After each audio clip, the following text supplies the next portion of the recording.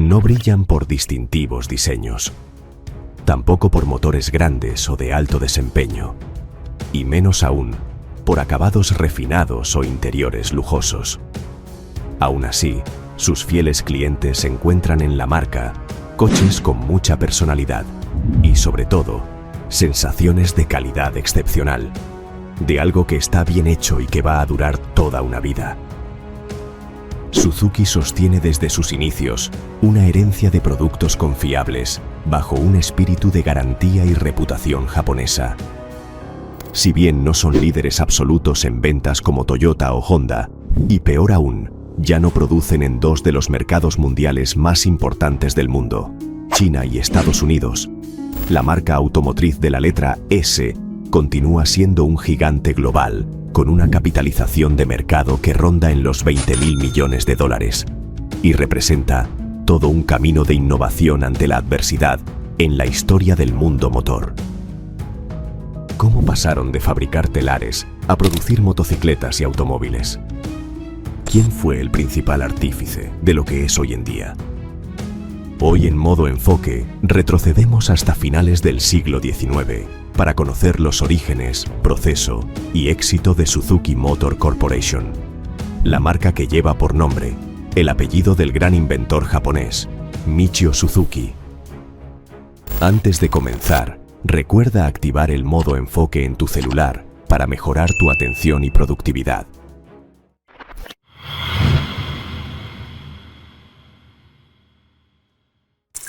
Era la década de 1880 y Japón se enfrentaba a cambios económicos trascendentales.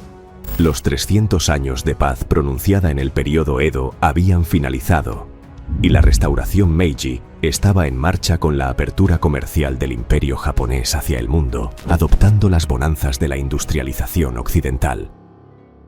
En medio de esta nueva era de reformas profundas, nació Michio Suzuki, específicamente un 18 de febrero de 1887, año 20 de la era Meiji, en el pequeño pueblo de Hamamatsu, prefectura de Shizuoka.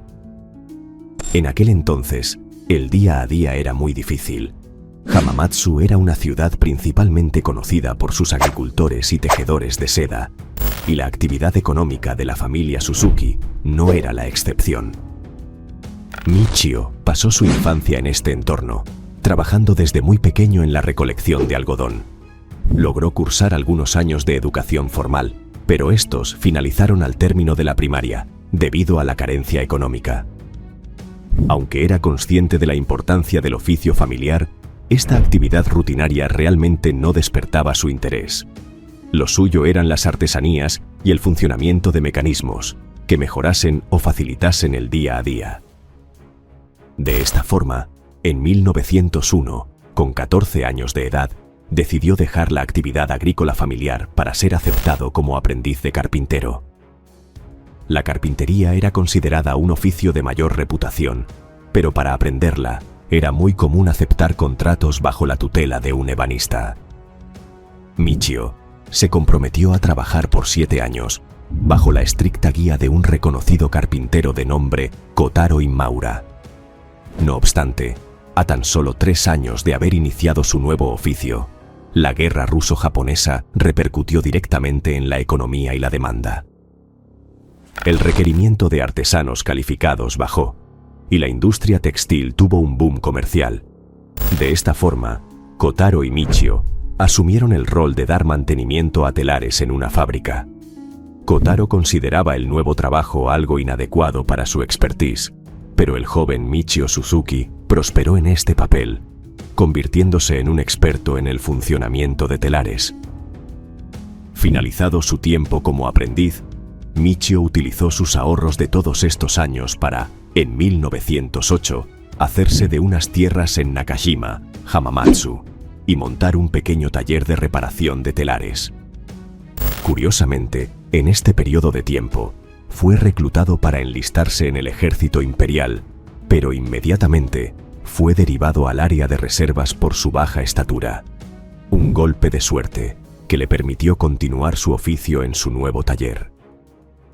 El punto de inflexión en su vida llegaría al año siguiente, en 1909. Michio no solo era experto en dar mantenimiento a los telares de madera, sino también en fabricarlos por su cuenta. De forma similar a lo hecho por Sakichi Toyoda, quien en sus inicios inventó un telar para aminorar la carga de trabajo a su madre. Michio decidió crear un telar a pedal para regalárselo a su progenitora, recordando desde su infancia el gran esfuerzo que ella y las mujeres del pueblo hacían al tejer a mano. El nuevo telar, aparte de ser sencillo de usar, permitía acelerar la producción hasta en 10 veces más. La respuesta local fue increíble e inesperada. Se corrió la voz del invento del joven Suzuki, quien presurosamente inició la fabricación en masa, fundando a sus 22 años la empresa Suzuki Loom Works. La siguiente década fue de un crecimiento absoluto, caracterizada por el ingenio de Michio, quien no solo se quedó con el invento del telar a pedal, sino que además mejoró el diseño y calidad, patentando nuevos telares que incluían piezas metálicas y eran peculiarmente capaces de tejer patrones a cuadros y colores. Para 1920, Suzuki Loom pasó de ser un pequeño taller a emplear a más de 100 personas. Ingresó a bolsa bajo el nombre de Suzuki Loom Manufacturing Company, adquiriendo respaldo y prestigio como para abastecer la demanda de nuevos mercados, especialmente en el sudeste asiático. Michio, como un auténtico visionario, soñaba con llevar su negocio aún más lejos y logró trasladar sus operaciones a una planta más grande en Ayoi-cho, Hamamatsu. Sin embargo, la vida no siempre es tan predecible como uno quisiera. El mercado textil, que parecía prometedor, comenzó a estancarse debido a la competencia de otros países. Sumado a esto, llegó la mayor competencia jamás pensada en su propio país. Sakichi Toyoda había inventado el telar automático, capaz de detenerse si un hilo se rompía, una completa revolución para el mercado japonés y mundial que catapultó a Toyoda Automatic Loom Works a la cima. En 1929, la Gran Depresión golpeó la economía mundial, afectando gravemente a la industria textil japonesa. Para Suzuki, que dependía en gran medida de la demanda exterior para sostener el negocio, esta realidad representó un duro revés. Considerando todo lo acontecido en tan pocos años, ¿podría empeorar la situación? En 1931 se dio la invasión japonesa a Manchuria y en 1933 la ocupación. El clima internacional se deterioró y el imperio del sol naciente empezó a experimentar las primeras sanciones y bloqueos económicos, que sin duda perjudicó aún más las exportaciones japonesas.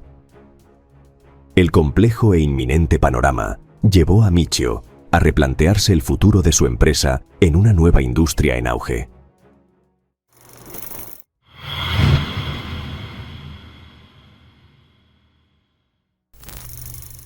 A finales de los años 20 y principios de los 30, Japón comenzó a experimentar un auge en la industria automotriz. Las fábricas y las ciudades crecían rápidamente, y el transporte motorizado se estaba convirtiendo en una necesidad. Suzuki no podía quedarse atrás. Sin dejar la industria textil, Michio puso su visión en un mercado completamente nuevo, la automoción. Para 1937, Suzuki Loom Manufacturing ya estaba trabajando en su primer gran proyecto automotriz, la creación de un automóvil compacto. El objetivo de Michio era claro: producir un coche que fuera accesible para la clase trabajadora de Japón. En 1939, la compañía había desarrollado un prototipo funcional, un pequeño automóvil equipado con un motor de 800 centímetros cúbicos y 4 cilindros. El automóvil parecía tener el potencial para revolucionar el mercado japonés. Sin embargo, justo cuando Suzuki estaba a punto de lanzar su automóvil a producción en masa, estalló la Segunda Guerra Mundial. Las restricciones impuestas por el gobierno japonés obligaron a Suzuki a detener la producción de automóviles y a enfocar su esfuerzo en la fabricación de equipo militar, como tantas otras compañías en Japón. La guerra cambió el destino de muchas industrias, y el sueño de Michio Suzuki de lanzar su propio automóvil tuvo que posponerse por más de 15 años. 5 años de esfuerzo bélico y destrucción pasaron en un abrir y cerrar de ojos.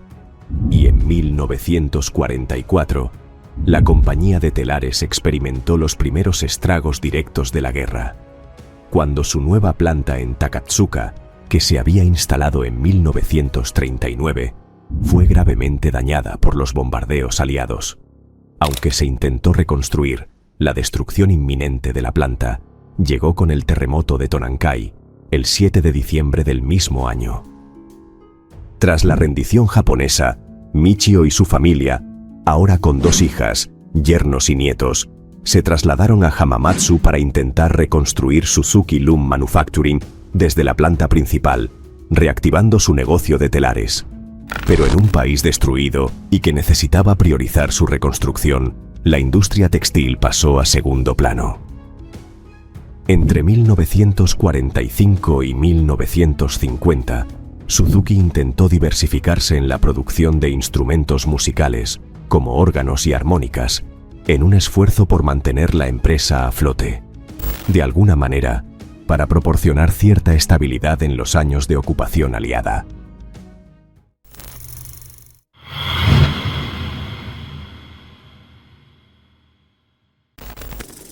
Tras el Tratado de San Francisco, empezó la reconstrucción de Japón. El archipiélago estaba en ruinas y millones de personas enfrentaban la pobreza y falta de empleo. Pero para Michio Suzuki, este no era el fin, sino el comienzo de una nueva oportunidad. El país necesitaba reconstruirse y con ello surgió una demanda urgente de transporte barato y accesible. Es así que en 1952 por fin llegó el renacimiento de la marca con el lanzamiento de su primer vehículo motorizado. Michio comprendió que la clave estaba en algo más barato que una motocicleta.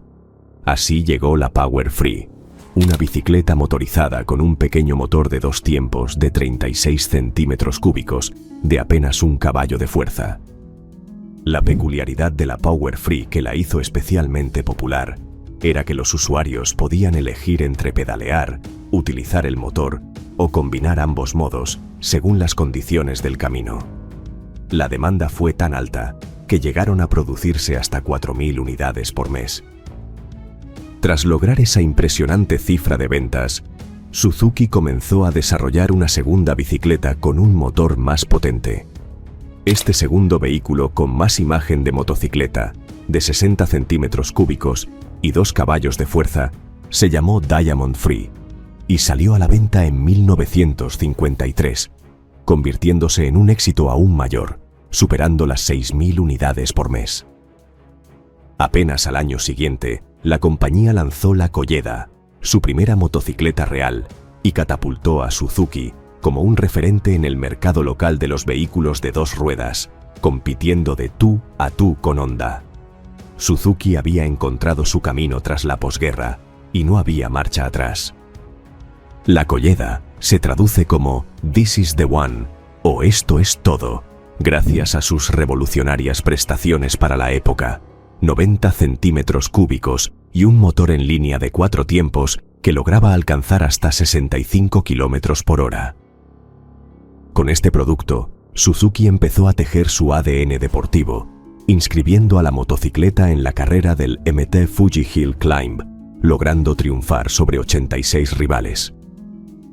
En 1954, la compañía de Michio hizo el cambio de nombre para reflejar su nuevo foco comercial, naciendo así Suzuki Motor Corporation. Tras el éxito en el mercado de las motocicletas, Michio Suzuki puso su atención en el sueño de fabricar automóviles que había pospuesto por el inicio de la Segunda Guerra Mundial. En 1955, ese sueño finalmente se hizo realidad con el lanzamiento del Suzu-Lite, un microcoche accesible diseñado para las masas. El Suzu-Lite fue muy valorado para su época.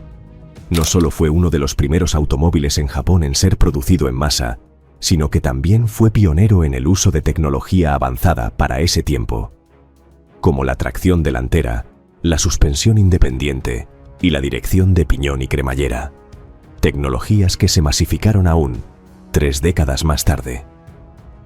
Cuenta la leyenda que el primer comprador de un coche Suzuki fue un médico, que para atender a sus pacientes necesitaba llegar a donde fuera y bajo cualquier circunstancia climatológica. Requisitos que Suzuki adoptó como exigencia propia y que se convirtió en su filosofía de producción desde entonces, dotando a sus vehículos con una mecánica muy fiable. Tras hacer de su sueño una realidad, Michio Suzuki renunció como presidente de Suzuki Motor Corporation en 1957 a la edad de 70 años, convirtiéndose en miembro de la junta de asesores. Su yerno Shunzo, quien tras ingresar a la familia empresarial, adoptó el apellido Suzuki y asumió el cargo de segundo presidente de la empresa. Con Shunzo como presidente, en 1958, el famoso emblema S de Suzuki hizo su aparición por primera vez. Suzuki había cambiado el rumbo de su historia empresarial en poco más de 5 años. No obstante, debían hacer frente a otra adversidad. El tifón Vera de 1959, uno de los ciclones más devastadores en la historia de Japón, dejó a la planta de Suzuki en Hamamatsu severamente destruida.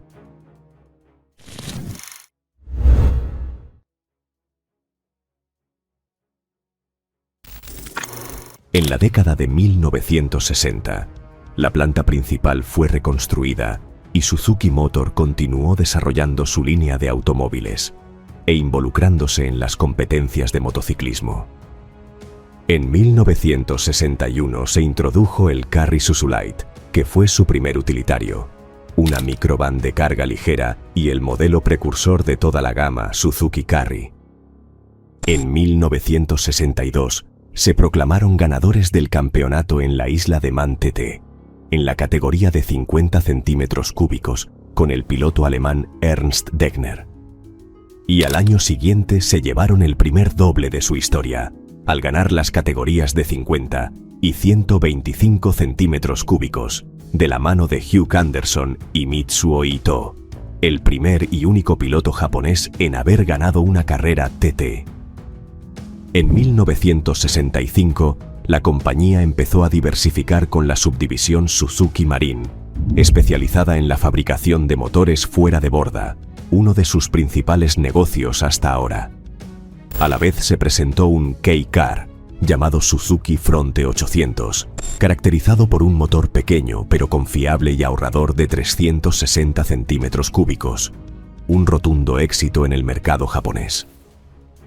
La década de los 60 también se caracterizó por abrir nuevas plantas de fabricación y ganar presencia en otros países de Asia, como Tailandia y Filipinas.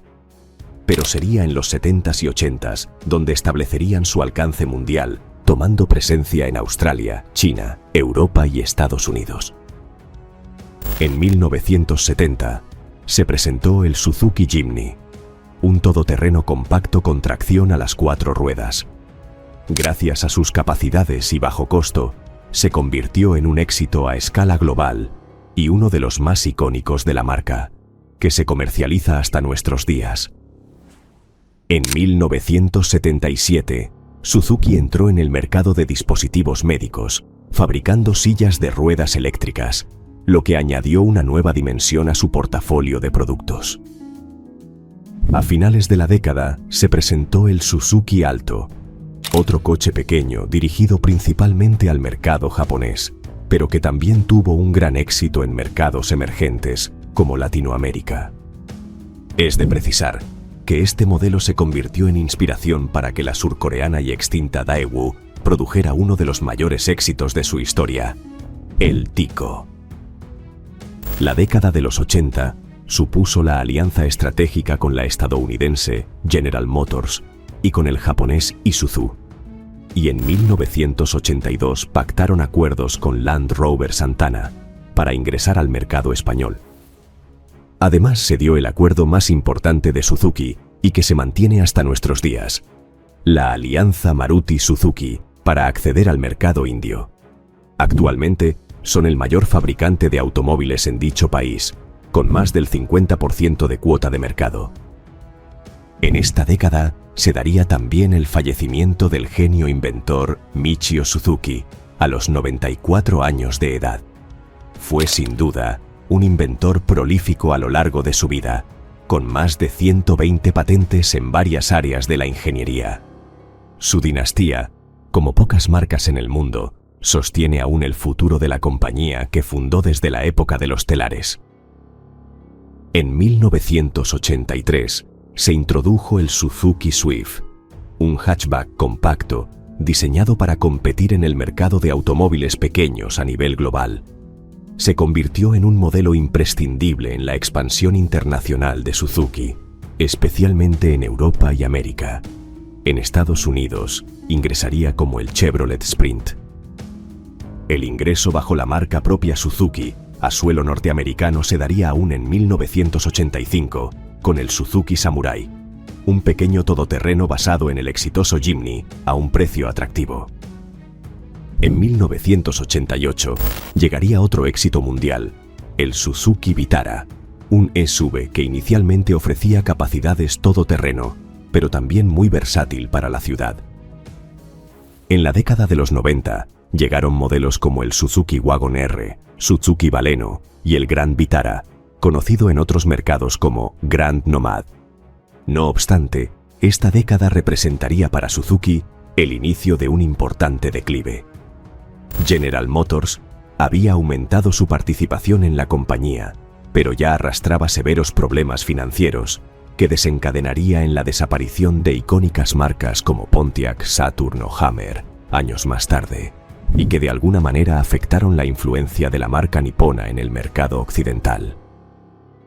El siglo XX finalizaría para Suzuki con el lanzamiento de la legendaria Hayabusa en 1999, una motocicleta que durante muchos años mantuvo el récord de ser la más rápida del mundo, alcanzando velocidades cercanas a los 300 km por hora, convirtiéndose en un ícono cultural.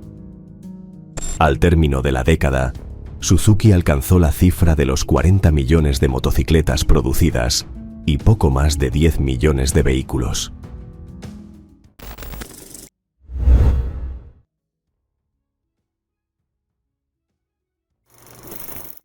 En esta etapa, Osamu Suzuki, quien había sido un directivo elemental en la expansión de la compañía, fue elegido como CEO y lideraría la marca hasta el 2015.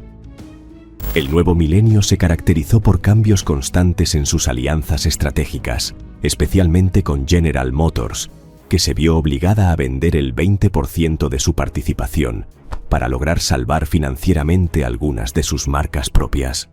En 2010, la alianza estratégica finalizó completamente. En 2009, se llevaría a cabo un acuerdo que parecía tener un futuro prometedor, la alianza Volkswagen-Suzuki.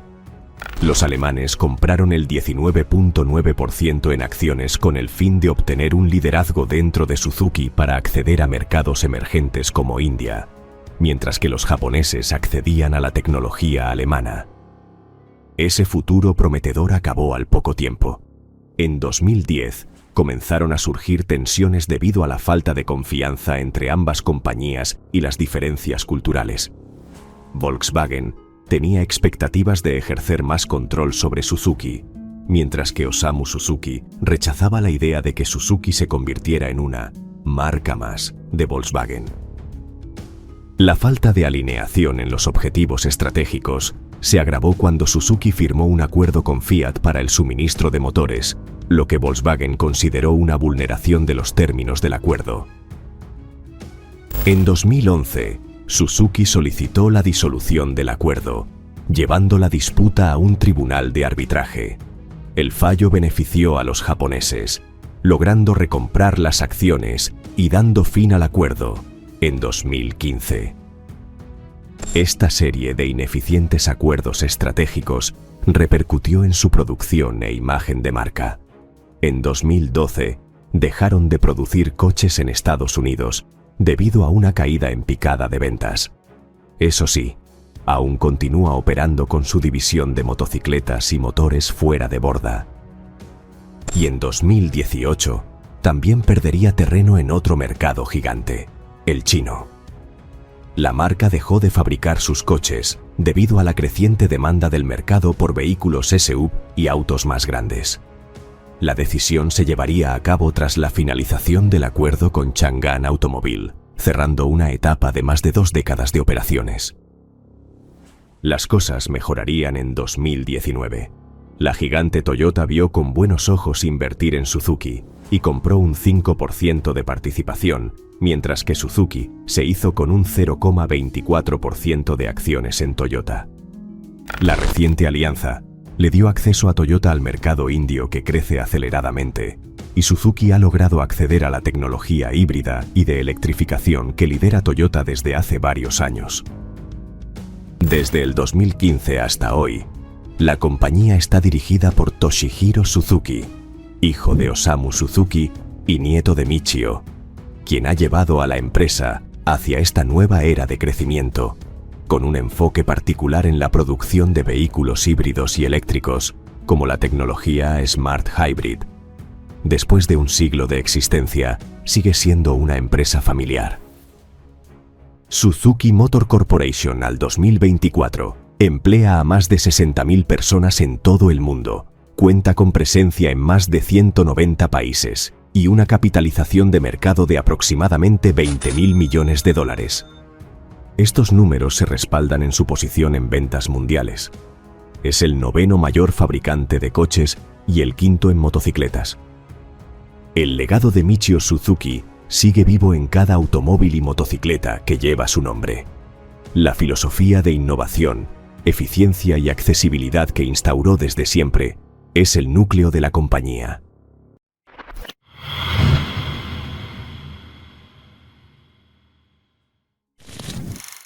Suzuki Jimny. Lanzado en 1970 y presente hasta nuestros días, es uno de los todoterrenos más icónicos y longevos de la historia. Destacado por su ligereza y capacidad off-road, ha sido un éxito global. La última generación, lanzada en 2018, ha revitalizado su popularidad con su clásico diseño retro, pero moderno. Suzuki Samurai. Lanzado en 1981 y comercializado en Estados Unidos en 1985, es esencialmente una versión del Jimny adaptada para el mercado internacional, en particular para Estados Unidos y Europa.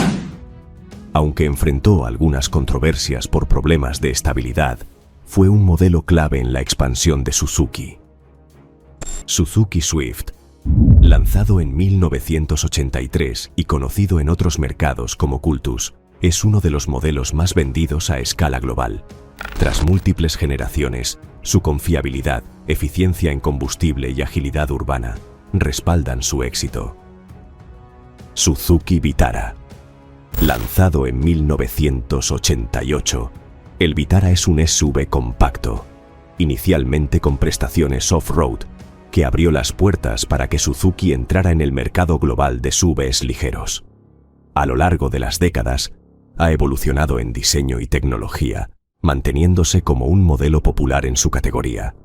Su éxito continúa hasta el presente. Suzuki Baleno.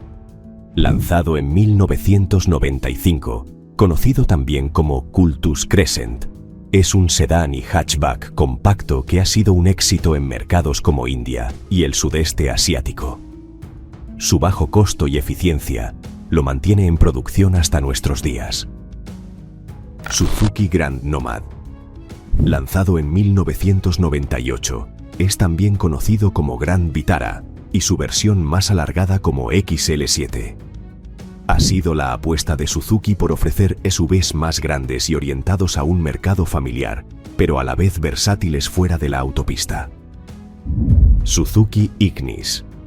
Lanzado en 2000, es un pequeño crossover que combina el diseño de un hatchback con capacidades todoterreno ligeras. Ha sido particularmente popular en Europa y Japón. Continúa en producción en su segunda generación. Suzuki SX4. Lanzado en 2006, es un crossover compacto que fue pionero en este segmento. Gracias a su diseño versátil y funcionalidad, ha sido bien recibido en mercados globales. Se comercializa bajo el mismo nombre en la mayoría de los mercados. aunque en Italia y otros países europeos fue desarrollado en colaboración con Fiat. Así concluimos la extraordinaria historia de Suzuki Motor Corporation, una emblemática marca japonesa que ha sabido mantenerse fiel al legado de su fundador, Michio Suzuki. En sus más de 100 años de historia, y tras diversas adversidades, Suzuki es un ejemplo de adaptación al cambio e innovación. Si eres un fanático de Suzuki o el mundo motor, no olvides dejarnos tus comentarios.